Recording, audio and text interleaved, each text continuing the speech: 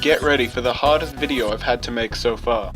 As for this episode of Megami Tensei Demon Lore, I am covering 11 of Megami Tensei's interpretations of the 72 demons of Goetia. This video will be split into two parts because 11 is just too many for one episode.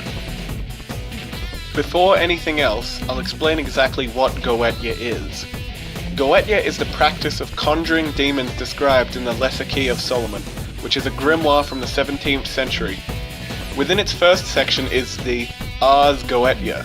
The Ars Goetia includes descriptions of 72 demons, allegedly summoned by the biblical figure King Solomon, who was the son of David from David and Goliath fame. The first demon I will be covering is Berith, who is the 28th demon listed in the Ars Goetia. Berith rides a large red horse and burns all those without manners alive. He holds the rank of Great Duke of Hell and commands 26 legions of demons. Supposedly to talk to Berith, the summoner must wear a silver ring and hold it before their face. When talking to Berith, he will give a true answer to anything, be it from the past, present, or future. But despite this, he will lie when not answering questions. Berith has had only one major design throughout the series. The only different designs are in Megami Tensei 2, Gaiten Megami Tensei, Megami Ebenroku Persona, and the Demi-Kid/Devil Children games. His major design, however, has him depicted as a knight wielding a lance whilst riding a horse. Not much else to it, but it does stay true to his description in the Ars Goetia. Berith has appeared in the following Megami Tensei titles: Megami Tensei 2, Kyu-Yaku Megami Tensei, Shin Megami Tensei, Shin Megami Tensei 2, Shin Megami Tensei If, Shin Megami Tensei 20XX Devil's Coliseum, Shin Megami Tensei 9, Shin Megami Tensei 3 Nocturne, Shin Megami Tensei Imagine, Gaiten Megami Tensei, Megami Ebenroku Persona, Persona 3, Persona 4, Persona 5, Persona Q, Devil Children Black Book, Red Book, Devil Children White Book, Demi-Kid's Light/Dark version, Devil Children Fire Book/Ice Book, and Digital Devil Saga 2. Well, there's the first one done, and 10 more to go. Next up is Bifrons. Bifrons is the 46th demon listed in the Ars Goetia. He holds the title of Earl of Hell and controls 26 legions of infernal spirits. Bifrons will first appear as a monster, but will take the shape of a man at the command of the summoner. Bifrons teaches the summoner astrology, geometry, and other sciences, whilst also teaching about herbs, gems, and wood. Strangely enough, one of his listed abilities is moving a buried body to one location to another, and to light candles upon the graves of the deceased that he has control over.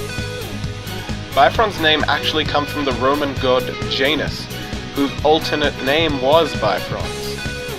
Bifron's appearance shows him between monster and man, reflecting how he would appear as a monster, but eventually take the shape of a man. He is also holding a candelabrum, which references how he would light candles on graves. Bifrons appears in the following Megami Tensei titles: Shin Megami Tensei Strange Journey, Shin Megami Tensei 4, Shin Megami Tensei 4 Apocalypse, Shin Megami Tensei Devil Summoner, Devil Summoner Soul Hackers, Demi-Kid's Light/Dark version, Devil Children, Puzzle de Carl, Card Summoner, and Devil Survivor 2. Next is Orobas, the 59th demon in the Ars Goetia. He holds the rank of Marquis of Hell. He governs 30 legions of spirits. He appears as a lion with a snake's tail riding a mighty horse, and he holds 2 serpents in his right hand. Orobas teaches the virtues of the stars and the mansions of the planets. He also gives dignities, places, confirmations, and the favor of friends and foes.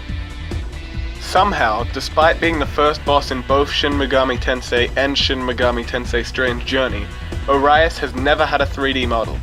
I hope that at some point, Orobas can have an appearance in a game that isn't 2D, along with things like Demon Iho, because Demon Iho is the perfect creature.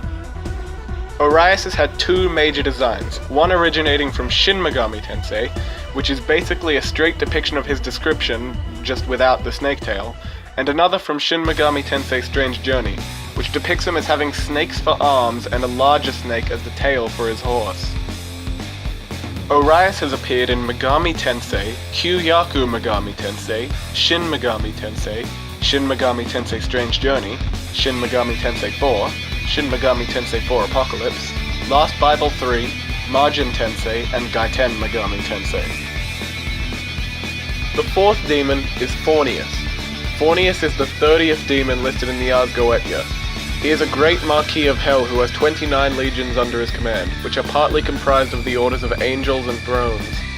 Forneus appears as a sea monster, and when summoned, can make the summoner well versed in rhetoric, give them a good name, teach them foreign tongues, and make him well trusted by friends or foes.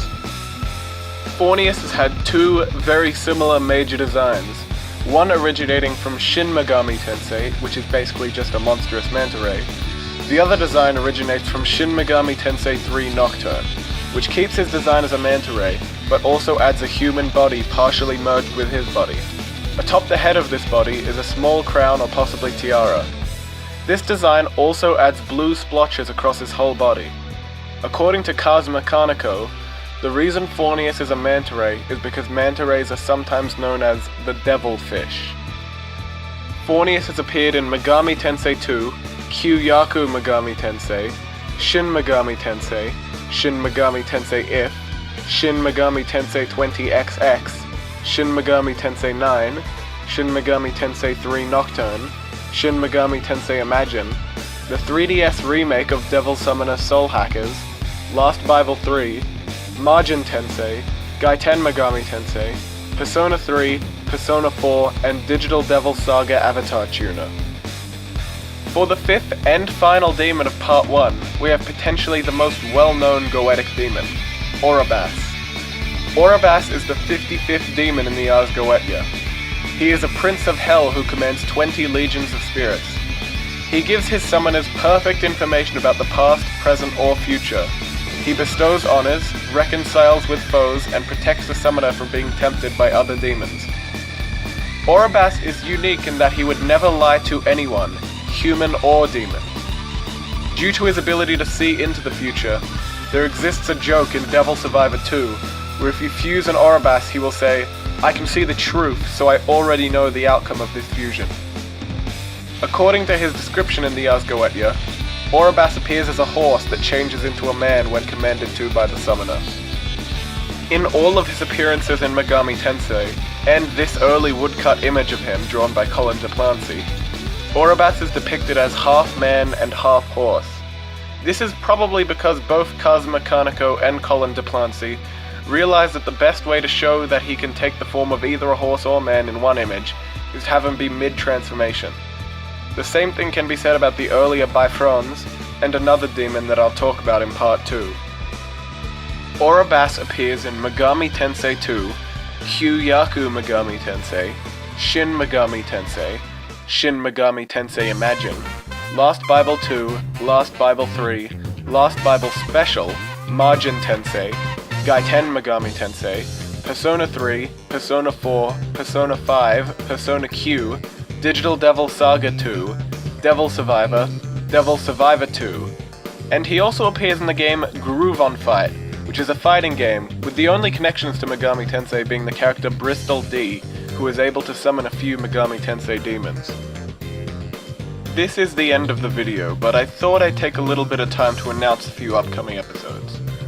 Obviously you can expect part 2 of this topic, but also expect episodes on things like Beelzebub, Krishna, Fiends, Pixie, Dagda, and demons from popular culture.